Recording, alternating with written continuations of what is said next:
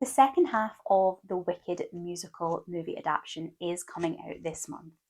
Wicked for Good is due out in the last week or so of November, and I am so excited for it.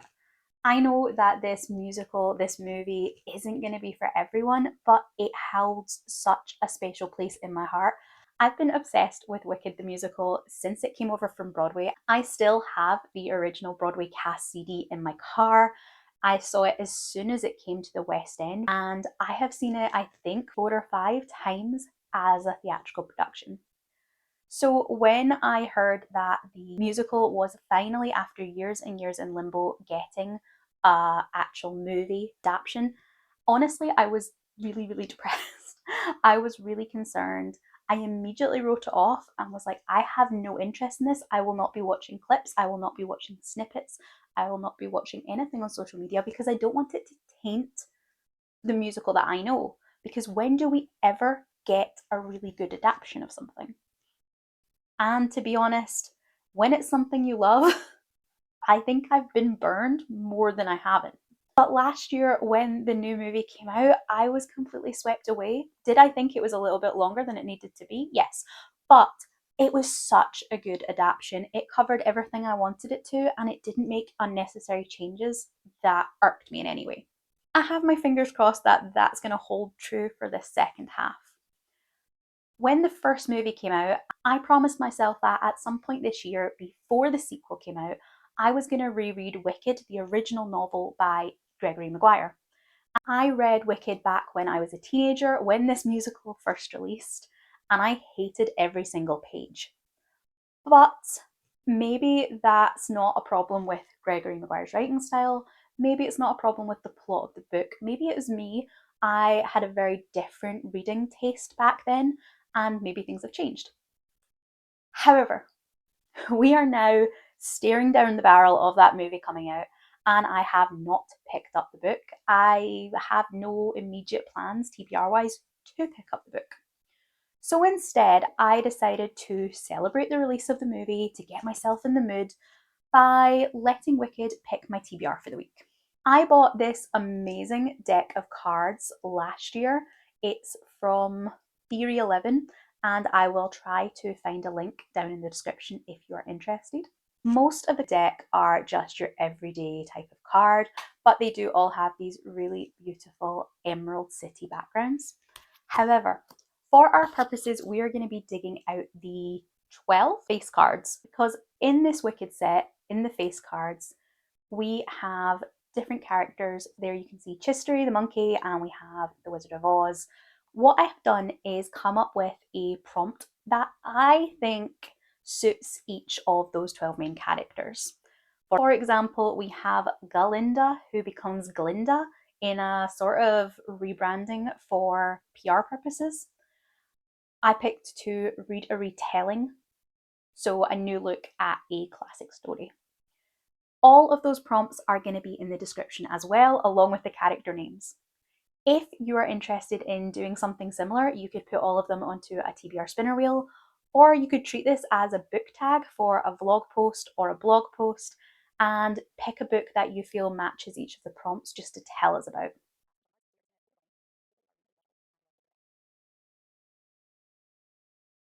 Those feel fairly straight. So put those there, and fingers crossed it's a good one.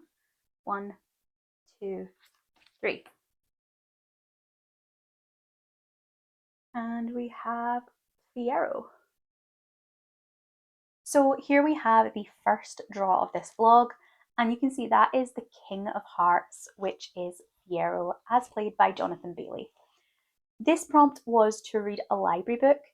I do have a couple of library books in my watch list at my library, a couple that are due out this month and I would really like to get to anyway.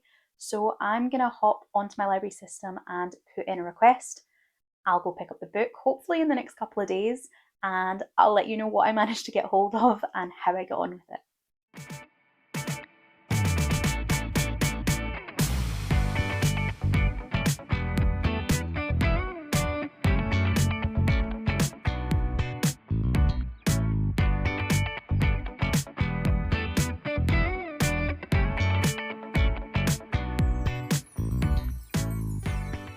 I was really lucky with this prompt because I actually already had some library books that I had put reservations in for a couple of months ago and were just starting to come through. So this was something I was looking for. I really wanted to fit a library book onto this TBR. The Killer Question by Janice Hallett is one that I've been on the waitlist for since I heard it was coming out. And I'm really glad that it fitted on this TBR. Since it's a relatively new book, there's quite a long wait list, and so it's on a reduced loan time. I really need to read it quickly so I can get it back to the library before my loan runs out and before, you know, the next person on the list needs it. This was a good motivation to get to it early rather than focusing on something else. Since this is a library book, it has this protective cover on it and it's reflecting the light quite badly, so I'll just stick a photo of the cover up instead. This is the third Janice Hallett book I've read. I've really enjoyed the previous two, A Mysterious Case of the Appleton Angels and The Appeal. I was a little apprehensive about picking this one up, but I did love the premise of that. It is set in a pub during a pub quiz. That just sounds like really a lot of fun and the perfect location for a cosy autumnal murder mystery. At the moment, I'm round about the halfway mark, I think. And so far, I'm just absorbing all the information. I'm not trying to guess the suspects. I'm not trying to solve the mystery. I don't think I could. With The Appeal and with the Appleton Angels, both of them had such clever twists at the end that I really didn't see it coming. So with this one, I'm just gonna let the information percolate and I'll see how I get on with it towards the end. Mysteries for me are never about solving the mystery, it's about the journey, so I'm absolutely fine with that. It's very easy and enjoyable and you just kind of drink it all in. At the moment, we are at the stage where a body has been found. That obviously is the biggest mystery, but there is also the mystery mentioned in the blurb about the missing landlords. At the moment, Al and Sue are main characters, so I'm interested to see what's going to happen to them next. In a flashback storyline, Al and Sue were both middling to incompetent police officers and somehow managed to get involved in what seems like quite a big drugs/missing persons case. And I'm wondering whether either of the missing girls in that case are going to somehow end up as regulars in the pub quiz, or whether something Mal and Sue, maybe somehow their incompetence is going to lead to one of these missing girls ending up dead. I don't know. So I suspect that the plot lines that don't seem to be being given as much emphasis right now are going to become more important because they definitely feel like the bigger deals. But you need to have taken in all the information first. So that's what I'm doing and I'm having a really, really good time with it. I kept meaning to put it down and pick up something else that I'm reading and I was like, no, you know what, I'm just going to read a bit more of the Killer Question. So this is going really well. At the moment, I'm thinking it's going to be a 5-star, assuming that the reveal at the end doesn't do something, you know, either too easy or too convoluted or whatever. But at the moment, I definitely think it's going to be a 5-star.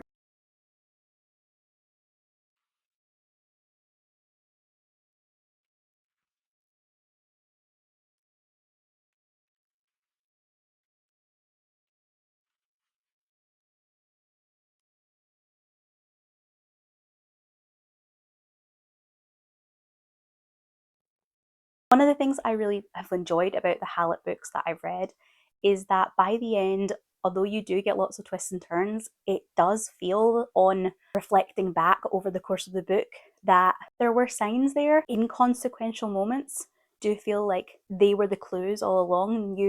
I don't know that you could have guessed the entire setup. I certainly couldn't have. But I do think that looking back, things make sense. I don't feel like she pulls the rug out from under you or that she gives you a solution that has completely come out of left field. I really like the way there are a series of twists and kind of unexpected turns, but it doesn't all come at the very end. Like, it gradually starts revealing things not to be what you thought they were, round about the 70% mark. And then there's twists on twists or follow-up twists and turns through that entire last act of the book. Rather than just being one big Poirot dining room scene reveal, it's sprinkled through and you get multiple gasp moments. So I really, really enjoy these books. I still have the Christmas version of The Appeal to read, so I might pick that up for maybe next month. And then I also have the book that came before this, The Examiner, and one of her older ones, The Twyford Code, both still in my TBR. I think The Twyford Code is in my library like this was. They seem to get them in fairly quickly and in decent numbers. So I'll probably grab that at some point. The Examiner, I am a little bit more hesitant about. I saw some mixed reviews of that one. So I'll probably leave it until last because while I have other books to read, I'll probably pick those up first. But this one, I think, has maybe been my favourite of the three I've read. It doesn't have that really super dramatic, unexpected reveal of the mysterious case of the African angels. I think it's maybe not as dark as that one and sits somewhere more in line with The Appeal. I do think, though, this is my favourite of the three. The pub, the quiz, the teams, the characters, all of this just really, really worked for me. And I thought it came together marvelously. It was really, really readable. The pub quiz element and the tension that derived just on a low, it was this, almost, it seemed so inconsequential. It seemed such a trivial thing to be getting worked up about. The new team members, the potential cheating, and yet it all came together so well. And it was just such a readable book with such interesting characters that, yeah, this one, absolutely a 5-star. And I really wish she had more books because I feel like I could go down a rabbit hole and read them all back to back. This was an excellent, excellent choice. The Jack of Hearts is Dulce, Elphaba, and Nessa Rose's nanny. The prompt that I assigned for this one is to read a book with a female main character who has a job that is very important to her. If that's a contemporary, I wanted it to be maybe some kind of professional. And in fantasy, I guess I was maybe looking for more of a mundane occupation, something like a counsellor or a blacksmith, rather than just a princess. The book that I've picked for this is Heather Fawcett's upcoming release, Agnes Auber's Magical Cat Rescue. This sounds like the kind of thing that is a real passion project, real dedication. I definitely think it's the kind of thing that our female protagonist is going to care a lot about. I've picked up Heather Fawcett's previous book, the Emily Wilde Encyclopedia to Fairies, and I DNF'd it, and we know that I do not DNF often. So this was a biggie. The style just didn't work for me. People kept saying it was cozy fantasy, and I like cozy fantasy, but this just, it didn't work for me. It's light academia, and I like light academia, but this just didn't work for me. It should have on paper been a real book that I would have enjoyed. All of the books it was getting compared to were books that I had enjoyed in the past, and it should have been perfect for me, but something just didn't click. So knowing how beloved that book was and how beloved that entire trilogy became, I really want to give Heather Fawcett a second chance. I want to give myself a second chance to really enjoy and appreciate her writing and her work. So I have my fingers crossed.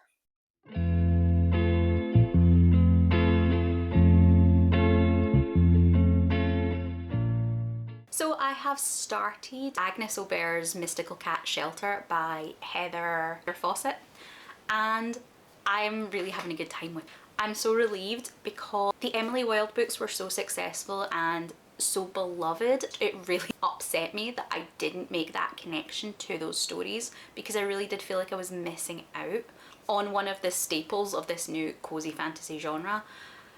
This one has worked for me so much better. It does have a cozy magical vibe, but it also has a kind of a darkness to it, an element of not cozy and warm and perfect. There is a melancholy there, and I think that's balancing it nicely for me. We start in 1920s Montreal and we follow Agnes. She, with her sister, now runs a cat rescue centre.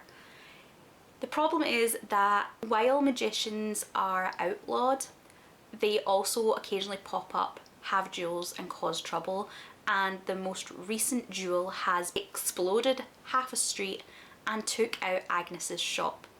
So now she's trying to find a new location for her rescue centre, knowing that she has 50 cats that are really reliant on her. There's a desperation there. Agnes is really struggling to get support. And by happenstance, the only place that she looks at that actually is desperate to rent out suspiciously desperate to rent out to her. Turns out to be the front for a magical organisation that is meeting in the basement. It's headed by the most notorious, the most dangerous wizard that Agnes has ever heard of. In the next couple of days, rumours start to circulate in the city that the cats that Agnes is fostering out are enchanted, and now Agnes has the idea that if they can convince people that other cats are enchanted, she'll be able to rehome more cats from her shelter, taking in more cats before winter, when she's really concerned that a lot of the street cats aren't going to make it through. So there is a coziness to it. We're doing cats, we're doing rescue centres. There's lots of just warmth in the language and in the setting. The cover here with that brown, purple, orange colouring and that Art Nouveau style to it really sets the tone for the book. It's a really good visual description of the feeling and the vibe that runs through the language. But I love cozy fantasies, I do. But recently I've had problems with because I've felt that they were too cozy, they were too low stakes. I need to feel there is some imperative for the character to do something, and I think that's maybe what I need to get the balance right when I choose to pick up a cozy fantasy. The coziness should be about the atmosphere and the tone of the book, but I want something that still adds an element of higher stakes to the experience. And this has that nice balance. So I'm really hopeful that it's going to be a success by the end. I think at where we are at the moment in terms of that coziness level, I'll be perfectly happy if we stay where we are, but I'd also be perfectly happy if the magical element becomes a bit more exciting, there's a bit more danger. That also would still feel in this realm that I want. I'm having a really good time with it. I'm really hoping this is going to be the Heather Fawcett book that works for me, and I'll get back to you once I get to the end of it. So I am finished with Agnes Aubert's Mystical Cat Rescue by Heather Fawcett, and I had such a good time with this book. It is exactly what it says in the tin. It is a very low stakes, cozy, I would say fantasy with a slight romantic subplot rather than a romantasy or even a fantasy romance. For me, the romance was definitely down in the kind of running order, but that actually worked better in my opinion. There is a love triangle. Yes, there is a potential love triangle. We have Agnes as our starring role, we have a cranky magician and a intrepid detective. And I thought the romance set up really nicely at the beginning that you could have seen Agnes going down either of these routes. But more than that, the book is actually about Agnes overcoming her grief over the loss of her husband. Agnes is rebuilding her life and she is finding her place now as a widow, but also finding something to care for in these cats, in this shelter. It's about connection, not just human connection, though that obviously is very much the top line, but also the connection to the community and the connection she forms with the different animals under her care. The prose is really well written, it's easy to read, it's very welcoming. The book draws you in both by the writing style and by the setting and by the characters, who are all likeable in their own ways, albeit with different personality quirks. But crucially for me, it had enough of a plot, enough stakes, that I didn't feel I was just watching kind of someone's daily life happening. There was still enough of a coherent plotline to drive the story forward, and I think that's what I need in cozy fantasies. I need to be able to see the plot moving as well as be embracing the atmosphere and the world. If I had to pitch this book, it would be Howl's Moving Castle, but if Sophie ran a cat sanctuary. Definitely a high 4, potentially 5-star read.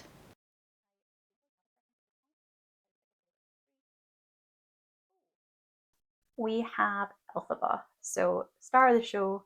I'm really glad we got her in the 3. For my next Wicked card, I pulled Elphaba, and the prompt that I gave myself for that was to read a book with politics.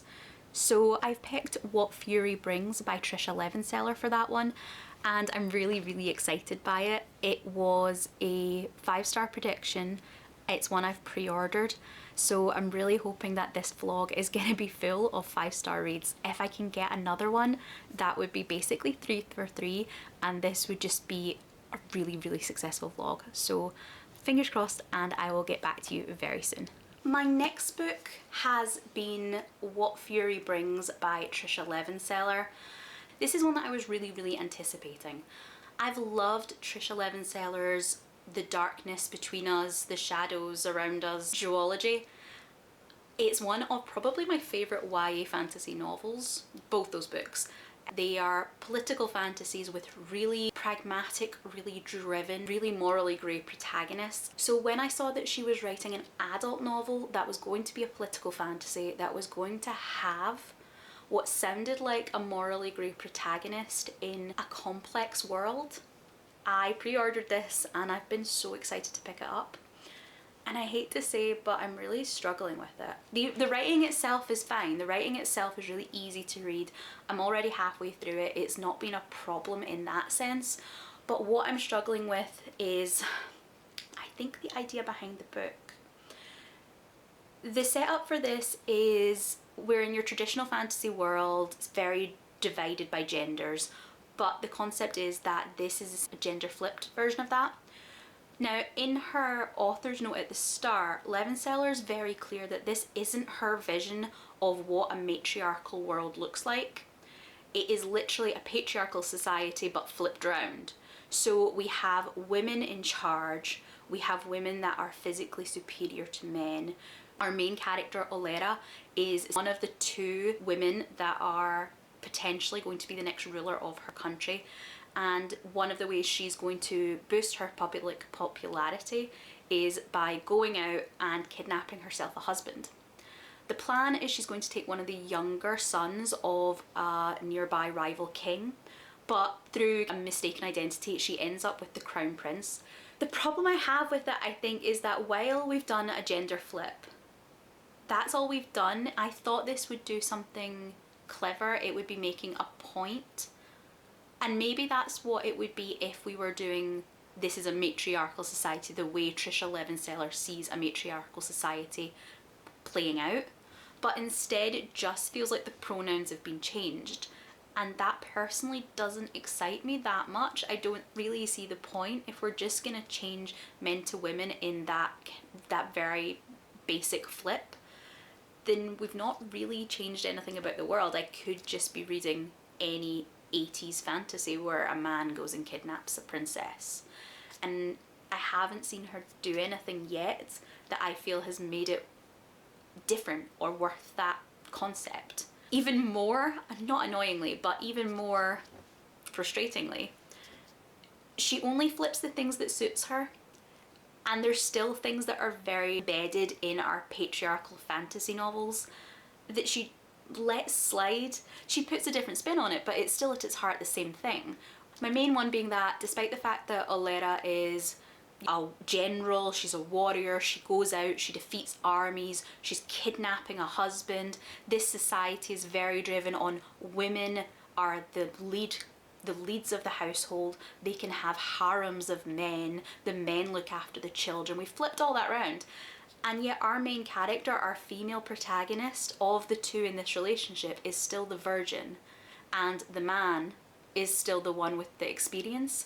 And yes, we have a reasoning behind that, but ultimately it still boils down to having that trope of the sexually innocent woman and the more experienced male character. Conveniently, our male main character is also still very traditionally attractive. He's tall, he's broad, he's got a massive cock. And I just kind of think that if the whole point is to be subverting tropes and changing them, then you should do that. I don't see why we couldn't have had Olera be the experienced one. I just feel like she's flipped the society elements that she wanted to on a surface level, but kept the underlying assumptions and tropes that run deeper than that. And maybe I'm going to be proven wrong because I still have half the book to read. Maybe what I just need to be reading it for is it's the romance, the chemistry between the characters. Maybe this is much more a romantasy than I had been picturing, with a gloss of politics over the top. I don't know, I feel like Levenseller has tried to do something really clever with it, and I respect that she's tried, but I actually would rather read the book that she says she intentionally didn't write. I'm gonna finish it because, as I said, it is an easy read, and I think what I'm gonna do this second half is enjoy the romance of it and see where I end up. Oh boy.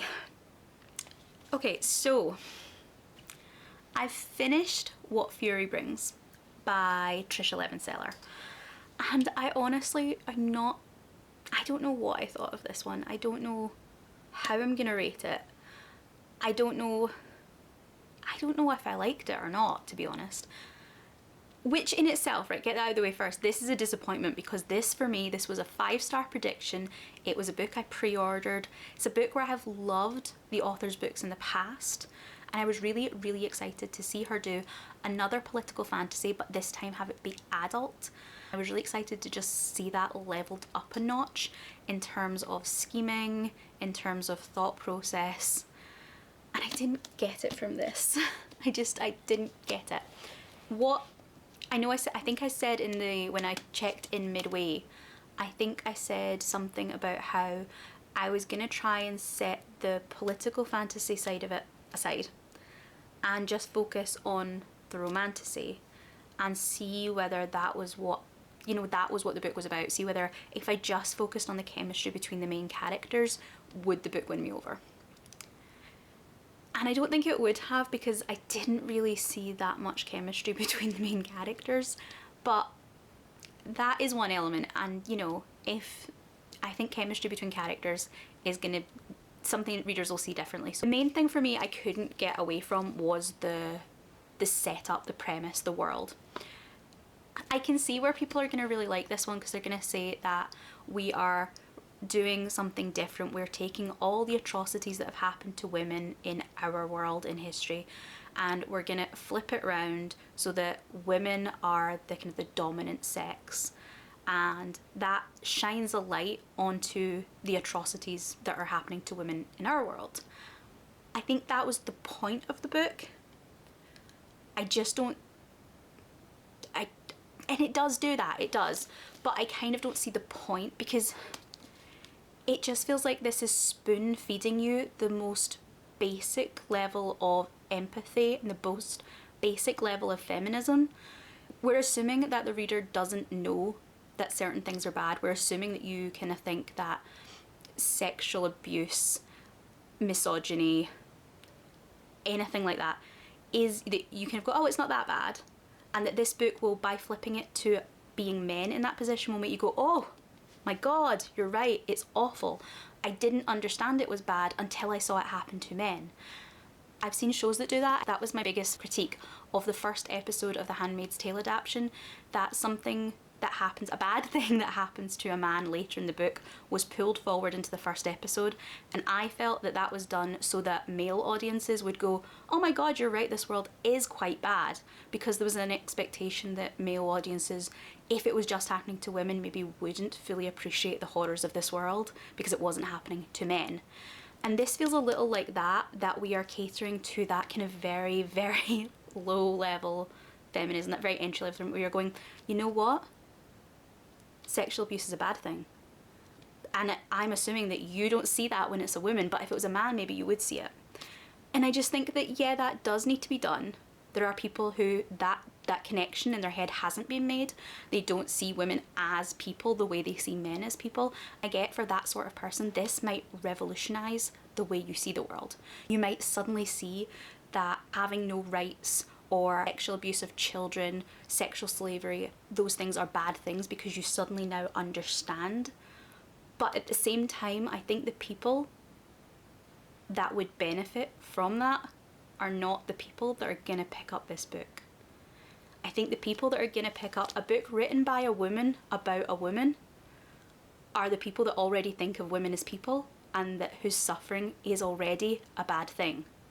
So I just don't really see what the book was aiming to do. Similarly, I think we went so far down the concept of the book that we didn't do much else. This to me doesn't feel like a book with a plot and characters pushing towards their goals. It feels like almost a concept sketch of a world that Trisha Levenseller has built, and essentially she's using the characters to tour guide us around it to show us how things work via the story. I don't know that that makes sense, and maybe I'll change my mind when I come back to it later when I'm less disappointed by just the fact that I personally didn't love this the way I wanted to. So maybe there's a little bit of bitterness here, and maybe if I read other reviewers I'll see the spark. I think I would still have preferred if Trisha Levenseller wrote the book that she didn't write, the one that she specifically said she wasn't writing.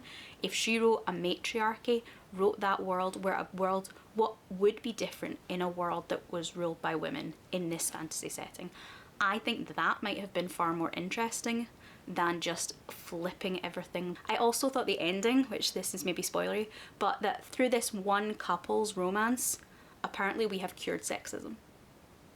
Just, I don't know, it just felt a little bit tacked on, a little bit lazy. I'm a little bit heartbroken that I didn't love it, and let's say I might be convinced by its merits on, you know, reading other reviews, but I don't think that's going to change how I feel. I might appreciate the book itself more at a concept level as a thought process, but I'm never going to get that real surge of just like joy and kicking my heels that I wanted to, so that's a bit disappointing. So those were the 3 books that Wicked chose for my TBR. I had Fieryo and a book from the library, so I read A Killer Question by Janice Hallett. I loved that book. Then we had Dulce, so I read a book about a woman with a career, and that was Agnes Aubert's Mystical Cat Rescue. Again, absolutely loved it. And then I had Elphaba and a book about politics with What Fury Brings by Trisha Levenseller. And that one I still don't have a numerical rating for yet because I've still not completely been able to decide. I don't know. At the moment, I want instinctively to say a 2, but I feel like I need to read some of those 5-star reviews and see if they convince me of something I've missed. I don't know. That's one I'll need to think about. Maybe not the best note to end a vlog on, but let me know if you're interested in any of these books. These are, for me, relatively recent releases, so there might be something here that's been on your radar. I'd love to know whether you are interested in reading any of these books beforehand, whether you're interested in reading them now, and if you have read any of them, what did you think? Specifically and mostly if you've read What Fury Brings, and I'd love to know if you agree with me because that's always really nice, but if you disagree with me, I would also love to know your reasoning. I would love to have it, you know, I want to get behind it. Thank you for watching. Thank you for sticking by me in this rambling end especially. If you don't have anything in particular to comment, but you want to show that you stuck to the end, then leave me some kind of green emoji for Wicked. I'm really excited for the new movie coming out. I hope you are too. As always, I would really appreciate any likes on the videos, and if you're interested in seeing more from me, please do subscribe to the channel. Thank you so much for watching, and I really hope I'll see you in the next video. Goodbye.